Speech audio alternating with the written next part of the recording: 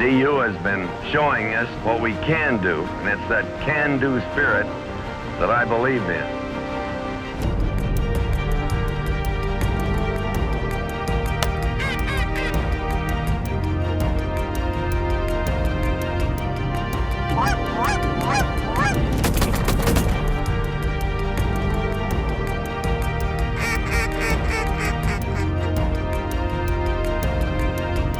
Take it.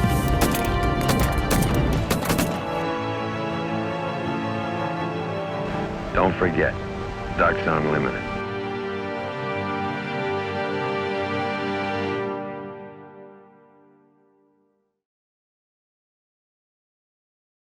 Because of its value to waterfowl in the Pacific Flyway, California's Central Valley is a Level 1 priority for Ducks Unlimited. Much of the traditional habitat here has vanished, but DU and its partners are working to reverse that trend. Hello, and welcome to Ducks Unlimited Television. I'm Ainsley Beeman.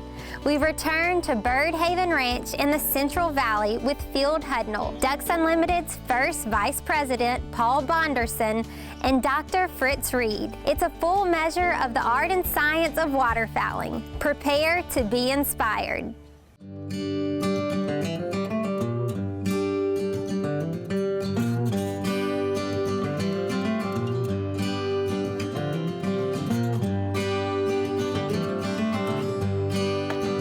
Our first morning, Paul shot his limit, and myself and Dr. Reed, we still needed a few more ducks. So we hunted a wetland the first morning, and then that afternoon to finish off our limit, Paul was like, well, go to the flooded corn, which is a food plot that they have, and shoot your mallards and your wood ducks.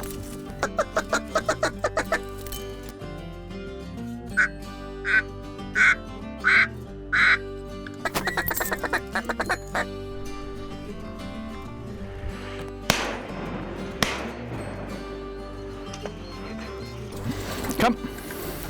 Boy, here. Get in.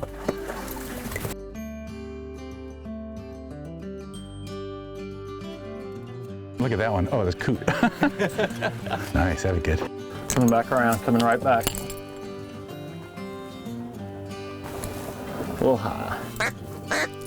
Oh, shoot. They slid in behind me.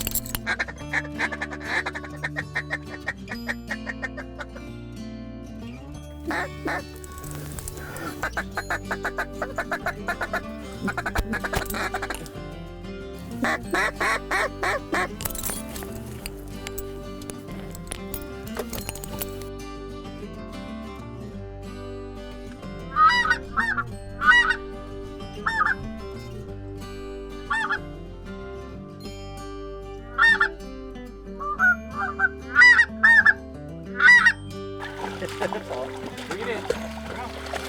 Atta girl. Atta girl.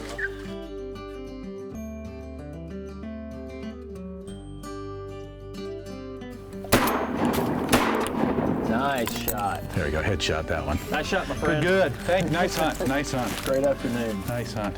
This morning, we shot the most beautiful pintails I've ever seen. And this afternoon, I know I've never seen a prettier wood duck. In totally different habitat. You know, we're in the food plot here. It's warm now, but it's been cold the last 10 days, and the birds have really turned to the, getting into the row crops.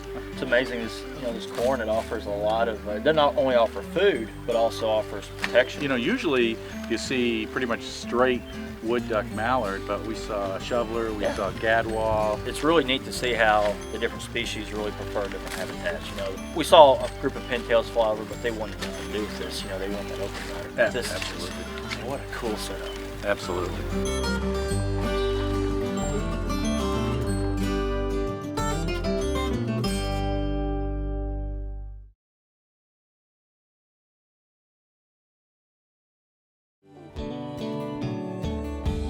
One of the things that I like about Bird Haven is I want to share it with people. One of the most important things that we have to worry about is continuing our hunting heritage. What's key is to make hunts and education available to both junior hunters and college kids. So we have numerous programs. The two biggest are youth camp and college camp, where we bring in non-hunters, put them through hunter safety, and then give them a guided hunt with volunteers, DU volunteers and CWA volunteers.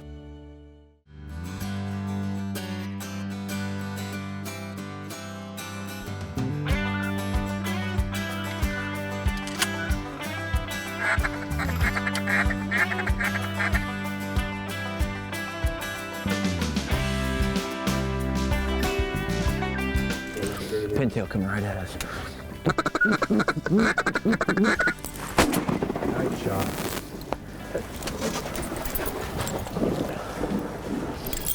Good guy. The sprigs seem to be staying a little higher. This is incredible. Pintails. Oh.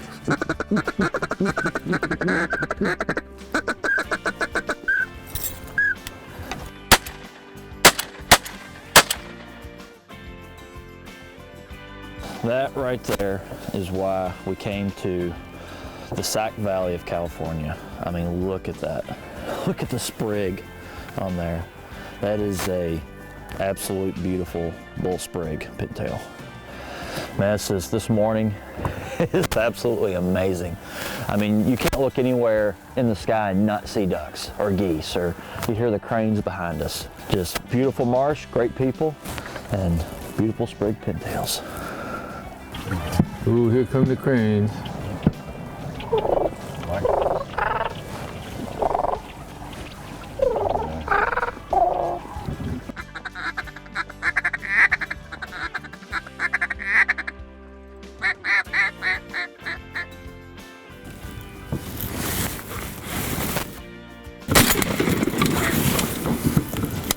Dead bird, Boreal, dead bird.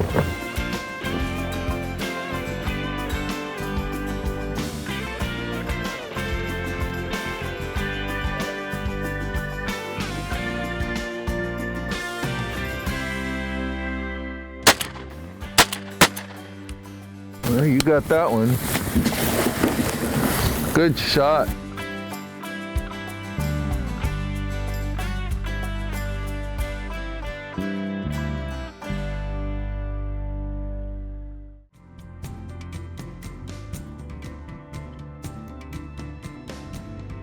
When most people think about where our ducks come from, they think of the north, especially the prairie pothole region of North America, also known as the duck factory. But the Boreal forest, which spans some 1.8 billion acres across Canada and Alaska, produces almost as many ducks as the prairies.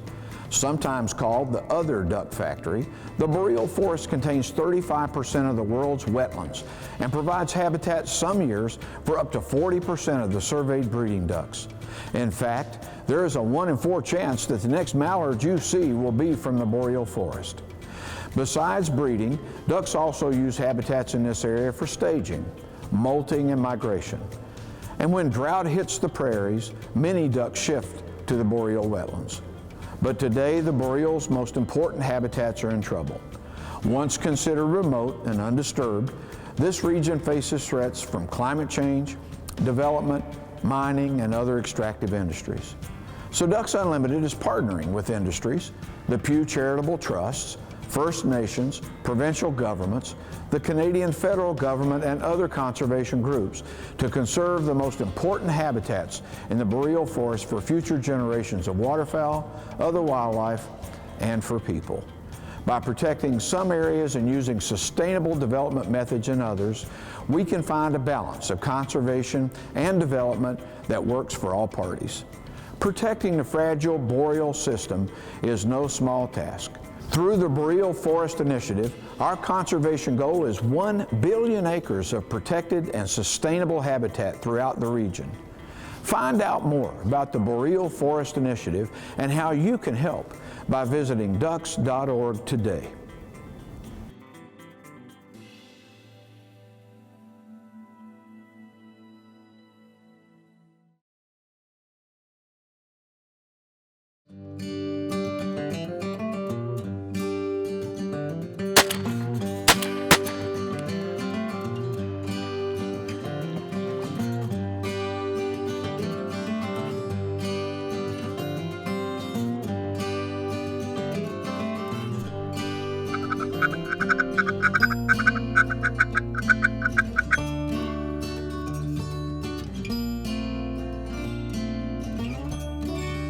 Every direction you looked, there was pintails. And I'm not talking about you just plain old Drake pintail. I'm talking about pintails with sprigs. I've never seen sprigs this long. I was like a kid in a candy store. I'm just sitting there laughing, just looking up and seeing these beautiful trophy bull sprigs flying all over the place.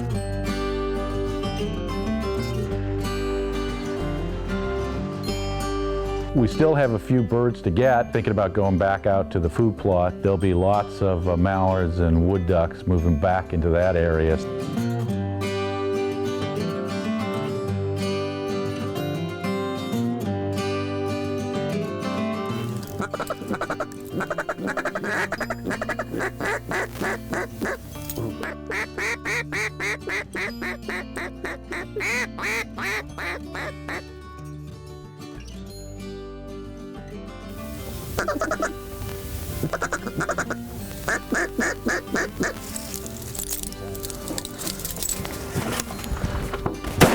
Nice shot.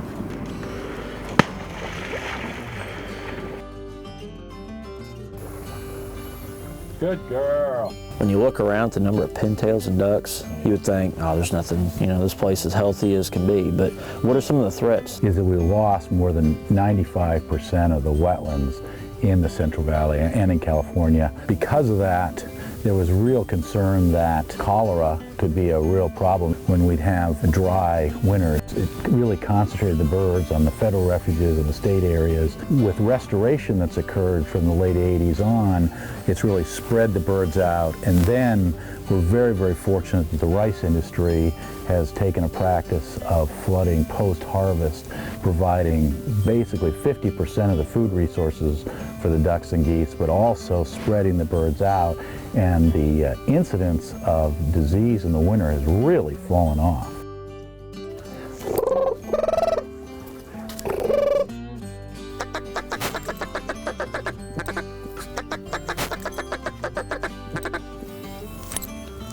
Two come right this way, locked up.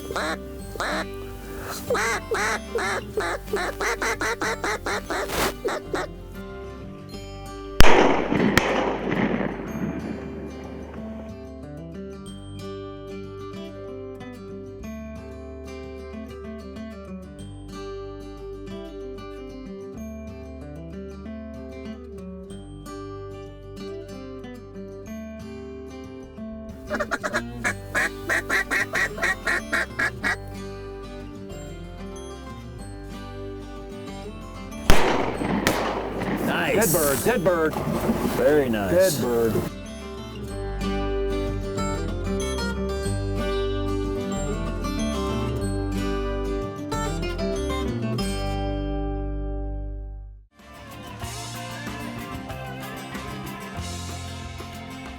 This is where a bird comes in, you pop it, put the bird in its cells long behind the duck blind. Now a dog has to then, to be successful, drive deep into that timber straight. But if you haven't trained for it, your dog is likely to hit that timber and zigzag and start hunting and not drive deep enough to pick that long bird. So how are you going to train for it?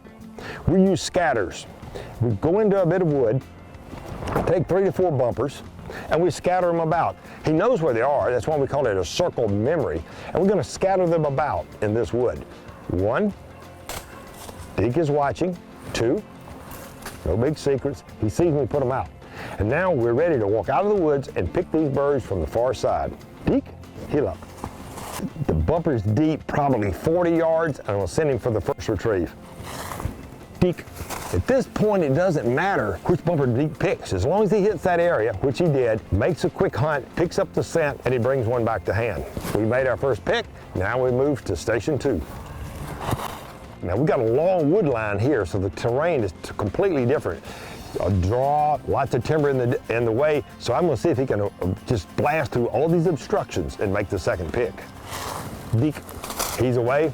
He punches through the cover, and he's got, the wind is blowing this way, so he's got to get down below the scent cone in order to pick them up. So he's obviously run over the birds. Then he's going to find them by scent, by using his nose, and return with his second pick. Now for our third pick. Deke. We start him out in a bit of a grass field. He has to go out of the grass, across a little open ground, and then punch into the wood. Much like you'd pick a bird high, falls behind the duck blind, and it sails long into the timber. It's a bit of a break in the terrain, and he makes an easy pick of it. And there you have it. Scatters and with a circle memory. Put some bumpers out in the woods, feathered bumpers, walk around it, drive the dog deep. You can do it in grass fields, you can do it in row crop. The trick is to get your dog to run long and deep into cover where birds might fall.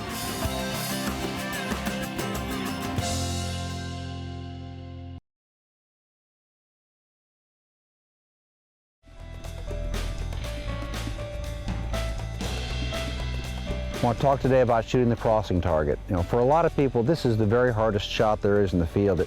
It doesn't have to be. It's easy to see what the line of the target is. All you need to do is find that line, put your gun in front of it, and pull the trigger. One of the things that makes that easier is to keep your gun below the target. That way you can see it. Once you block it out with your gun, a lot of times your eye goes to the gun, you miss high and behind every time. And when people miss behind crossing targets, usually it's not because they're not leading them enough. It's because they looked at the gun, they try to measure the lead, or they block their view of the bird. Move slow, move smooth. Let's see what it looks like.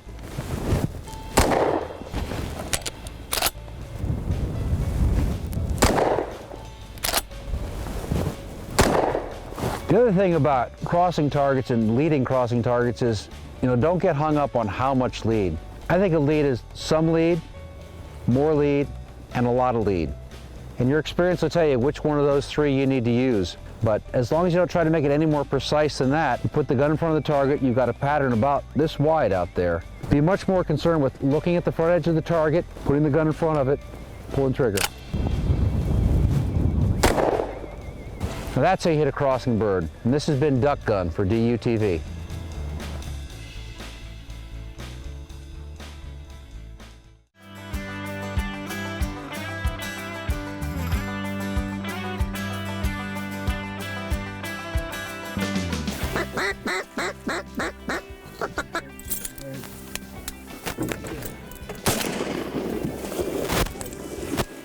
Yeah, Boreal, get it.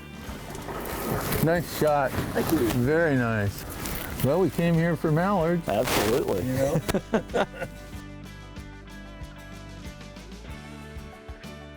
Oh, here we go. Oh, come on.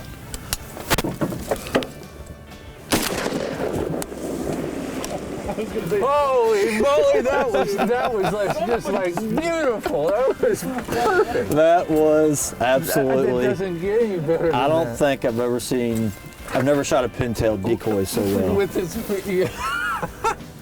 He thought he was a mallard. He did. Well, he was in a mallard hole, so what the heck? That was beautiful. Oh man, that was. I'm gonna be honest, I was a little nervous when I realized how well this duck was doing. It's like, if I miss, oh man. Well, I was gonna back you up.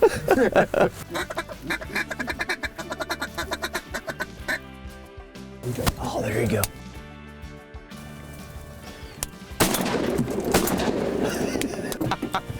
That's what we're looking for. We had to go like 5 feet for that one. That was. Oh my gosh. That was sweet.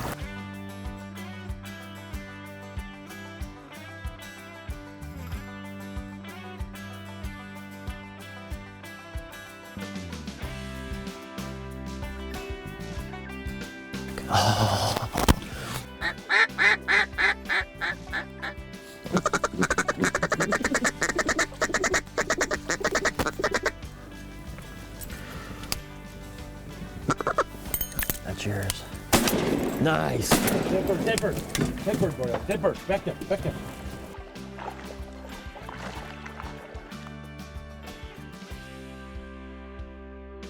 It's gonna be perfect for you.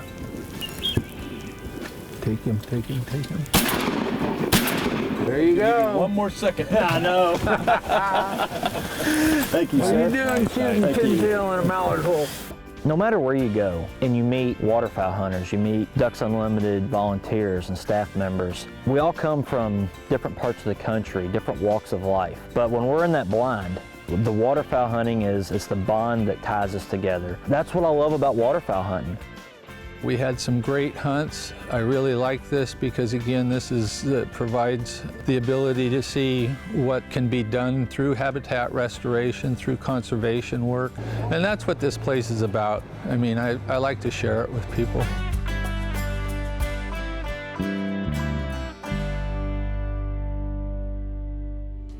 Paul Bonderson is an extraordinary conservationist. The restoration work he has done on his property, combined with other conservation efforts across the valley, is creating a mosaic of habitat for migrating and wintering waterfowl. It's a legacy that all of us can enjoy. Thanks for watching. We'll see you next time on Ducks Unlimited TV.